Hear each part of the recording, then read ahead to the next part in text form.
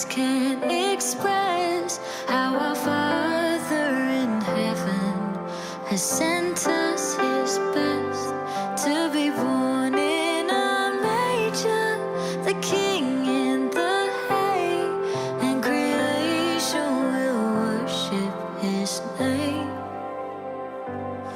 For the joy of the world he was born,